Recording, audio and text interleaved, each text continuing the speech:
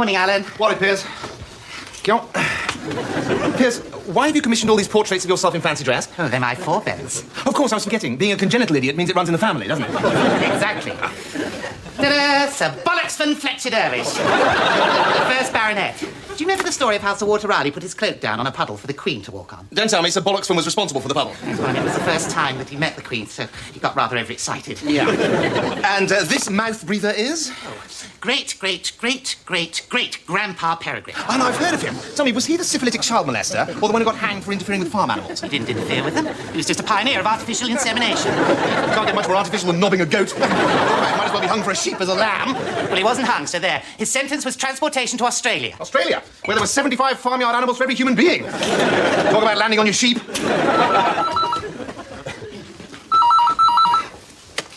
Commissioner, the Honourable Sir Piers Fletcher Dervish, can I help you? It's for you. Thank you. Yes? Oh, God, how many times have I told you not to phone me at work? No, I don't. Oh, I'm sorry. It was fun while it lasted, but it is over. Oh, for God's sake, don't start crying, Squidgy.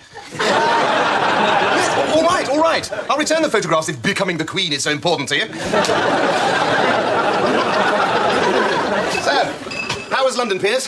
Still full of dreary failures in cardboard boxes trying to embarrass proper people into parting with their loose change? Well, I wouldn't know. I was whisked off in a chauffeur-driven limousine direct to Downing Street for a very controversial meeting with Sir Greville. Really? Downing Street? Was John Major there? No, he'd gone off to see the Phantom of the Opera. Really? I didn't know he was still talking to Lamont. So, what was this controversial meeting all about? Legalising marijuana. Oh. There's going to be a vote in the Commission about it, and Sir Greville wants me to do the right thing for England. Which is? Oh, Christ, I've forgotten. Never mind, Piers. This is Europe, after all. You've got a cabinet full of highly educated bureaucrats working for you. Let them work it out. Well, I can't. They all resigned on Friday after I sent my chef de cabinet on a catering course. Piers, chef de cabinet is French for head of your private office. Well, tell me these seats. I mean, that's half the trouble. They're all bloody foreigners. We've beaten them all and they can't stand it. Agincourt, Waterloo, Euston, Marylebone, Finsbury Park. I mean, why couldn't they give me a cabinet from countries that like Great Britain? Because, Piers, the population of Luxembourg isn't that big. Alan, Yes? would you help me do my drug speech? Oh. No. No, as much as I'd like to spend the morning chatting to someone who failed their GCE in finger painting, I have got a lunchtime session with a high-class courtesan, personally recommended by Michael Douglas. That sounds dangerous. Why? And you think you know everything. Courtesan's one of those banned drugs the Olympic athletes use. Anabolic spheroids. The ones that make their wobbly bits grow when they wear their skin-tight trousers. Well, you're half right, Piers. Oh, am I? Which half? The half about the wobbly bits growing.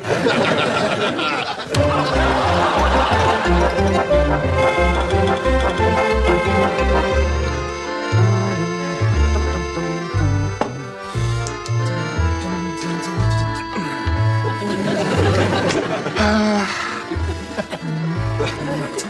wonder if it's too gauche to wear black before dinner.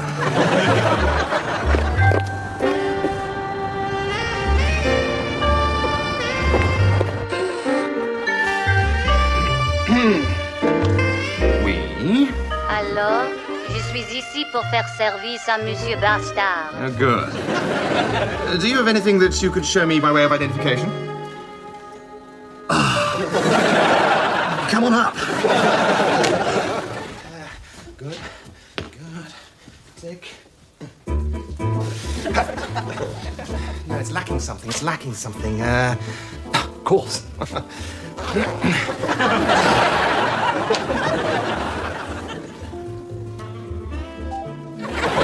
I see it's not got any bigger. Sorry, but you can't be Veronique, Europe's hottest whore. I mean, you always said you wouldn't bother with sex at all if Harvey Nichols was open 24 hours a day. I make sex with you, darling. So, now I find that my own wife is selling her body on the streets of Europe. I mean, does it pay well? I hardly think that's any of your business, considering last time we met, you murdered my lover, stole all my money, and left me catatonic in a lunatic asylum. Well, I never said I was perfect, though. But yeah, it pays very well. With the added bonus that I can tell all the influential and important people I screw, the big knobs of Europe, so to speak, that I was forced on the game by a husband who was unwilling to keep me and unable to satisfy me. You'll be the laughingstock of Brussels. You know, there's something deeply unattractive about a woman who bears a grudge. This isn't a grudge, darling. This is psychopathic revenge lust. Compared to me, Glenn Close in Fatal Attraction looks like the Avon lady. All right. Well, what shall we say then? £500,000 to get you off my back? I was thinking more in the region of £750,000. And the opportunity of seeing you ritually disemboweled by a coven of blood-crazed devil worshippers. Yeah, I can't quite run to that, darling. How about 600,000 plus a highly paid, influential job right at the throbbing heart of Europe? Oh, but I already have a highly paid, influential job at the heart of Europe's throbbing groin. Oh, that reminds me. Mustache. I've got a 5 o'clock jump lead special with Sir Greville. Think about it, darling. Oh. This is a position that will allow you to keep your clothes on. I mean, what is the point of having a wardrobe full of Chanel originals if you have to spend all your time dressed in a pair of gold lame handcuffs and a Chelsea football strip?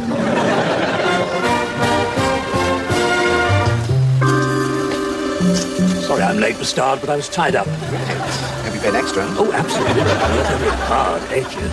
Your wife is such an inventive young woman, don't you find? She certainly is. The unmistakable aroma of singed pubic hair is anything to go by. Why do you want cannabis legalised? I'm sure you can guess. You're working for one of the big cigarette manufacturers. There's several of them, actually. Oh, I see a sort of joint venture, is it? There's a big market in legalised hashish out there, and the main tobacco companies can't wait to jump on the bandwagon. Yes, I can imagine the advertising now. You're never alone with a spliff. The smoking compartment on the 825 from Tunbridge Wells will never be the same again. Shall we wander? So, what do you want me to do? I want you to ensure that Fletcher Dervish's anti-drug speech is so ludicrous that all the undecided commissioners will vote for legislation. I see. All right. But I have to warn you, it won't come cheap. You should have that translated into Latin and emblazoned across your coat of arms. What had you in mind? Oh, nothing much. Say, £5 million a year for life, index linked to the inflation rate of, say, Brazil. We can say it. Oh, come off it, Grevy. £5 million a year is hardly 1% of the gross profit they'll make from legal debt. Touché. As ever, we understand each other perfectly. You know, even reduced to this size, it's still impressive, isn't it? Doesn't it remind you of how you felt as a starry-eyed newcomer, eager to make your mark? Yes. You know, I suppose there's only ever one thing I really wanted to do, and I never achieved the necessary height. Not until now, that is. God! But you never took me for a wet, did you, Graham?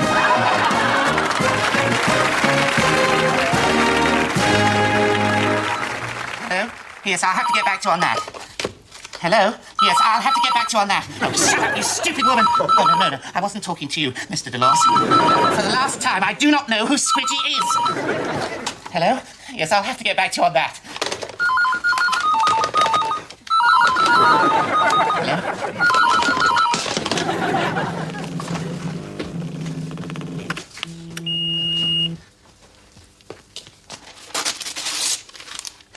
Darling, why won't you talk to me? I love you, Squidgy. For the last time, I do not know who you are. Kensington Palace?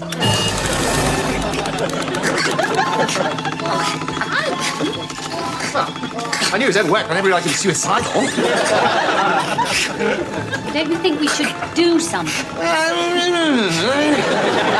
Tricky moral point, you know, interfering with someone who's made the rational decision to end such a meaningless existence. But the oxygen supply to his brain's being cut off. Yeah. And I must admit, in most cases, that would be a problem.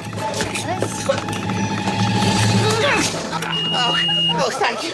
Oh, you saved my life. Oh, it was awful. All the phones are ringing at once. People screaming at me in foreign languages. Oh, well, we come down to the nub of the problem. It's just a simple misunderstanding. I mean, obviously, Piers, you thought you heard someone telling you to go fax yourself. I can't go by my own. Of course you can't, Piers. And that's why I have found you a new chef de cabinet. Oh, really? That's wonderful, but who? You're looking at her. Oh, don't be silly, Alan, you're a man. He means me, Piers. After all, I speak 4 languages and I'm well connected in Brussels. Several times a day. Oh, that's wonderful. Tremendous news. I'm so pleased that you two aren't bad friends anymore. Yes. Isn't it extraordinary just how much true love you can buy for 600 grand? Oh. So, Piers, Our first job is to find out where those commissioners stand on the cannabis issue and persuade them to vote the right way. Yes, but how are you going to do that? Well, by sleeping with them all, of course. What? There are 16 other commissioners and only a few days left until the meeting. No one said one at a time.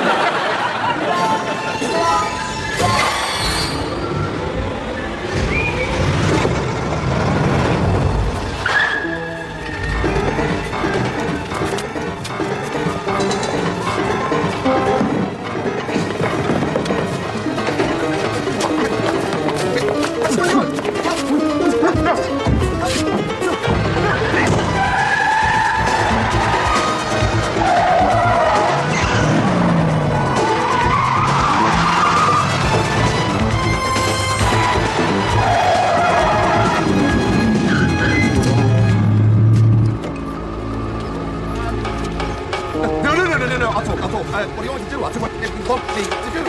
Please, no. Help! Vos billets, s'il vous plaît.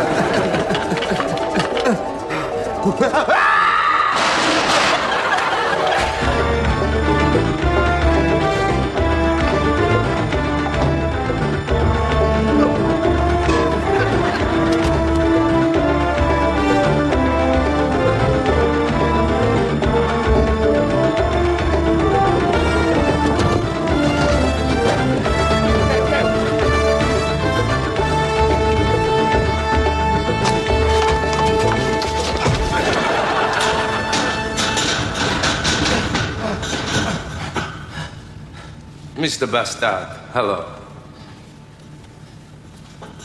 Thank you for coming.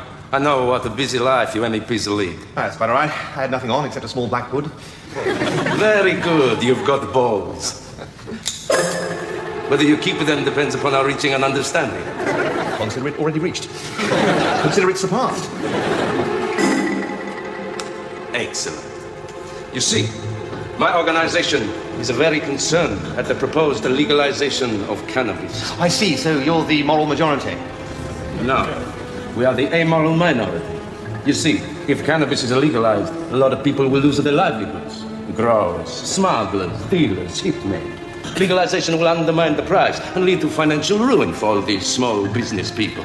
You wouldn't want to see that, would you? Of course not. I mean, what a tragedy, the poor little drug dealers. I'm glad that we understand one another. Because if the commission were to legalize cannabis, we should hold you responsible and take out a contract on your life. Contract? Oh, no, you don't want to do that. Get involved in all those messy legal expenses. Excellent. Then, we didn't need to detain you no further. Goodbye, Mr. Bastard. Good what?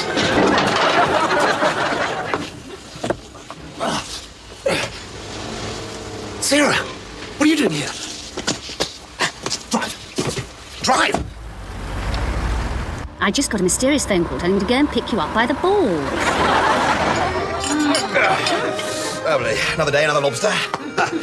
Right, Sarah, you're going to have to pay for all of this. Yeah, those sods swiped my wallet. Darling, I dashed out without any money. No. Yeah. No. Yeah. All right, don't worry. Just back me up. Here comes one now. Of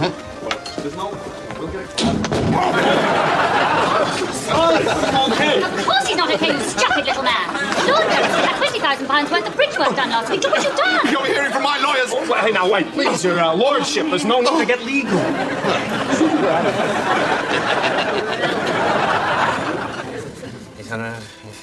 Garçon, l'addition, s'il vous plaît. $10,000 for 20 grand's worth of bridge work.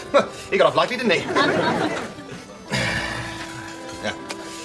Oh, still, it's not much compensation for the $5 million a year I was going to get from legal dope. Oh, well, off you go. Where? We've got to go and sleep with all the commissioners again to get them to rechange their minds. Why? Darling, if the commission votes to legalise cannabis, I'm a dead man. Yeah, I don't find that a very persuasive argument. Is this a little more persuasive? Much. All right. But I'm not going to enjoy it. Oh, darling, come along. Just lie back and think of Britain. Ooh, he always puts me off. Good morning, ladies and gentlemen. Bonjour, tout le monde. Shut up, Piers. Now stand in the corner. Well, good morning, ladies and gentlemen. I'd like to welcome you all and open the meeting on behalf of Commissioner Sir Piers Fletcher-Dervish. He doesn't want to do too much talking today, as he has hurt his throat. Oh, no, I haven't, Alan. There, you see.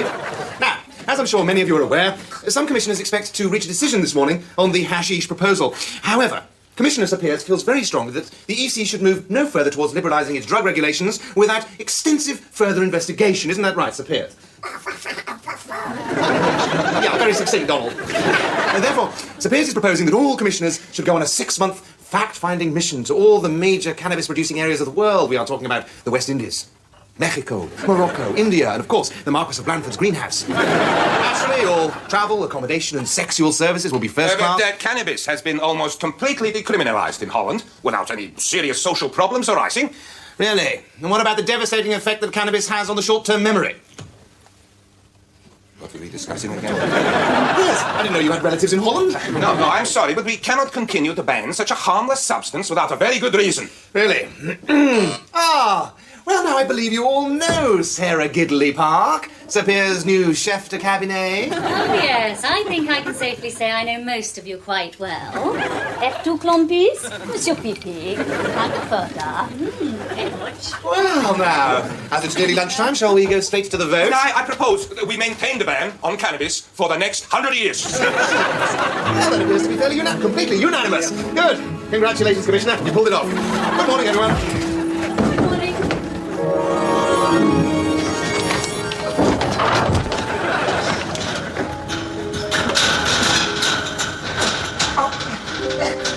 Good evening, Mr. Bastard. Yes, well, never mind about that. Would you mind explaining to me why Cannon and Ball here have to put a hood on my head even though I know where it is I'm going? Yeah, that's a very good point. I shall have to bring that up at the next annual general meeting. So, I see from my newspaper, marijuana remains illegal. You've done well. Done well? I've saved you a multi-billion-dollar racket. I know. And we're very appreciative. Here. Ah, well, it's more like it. Book token? What happened with the book token?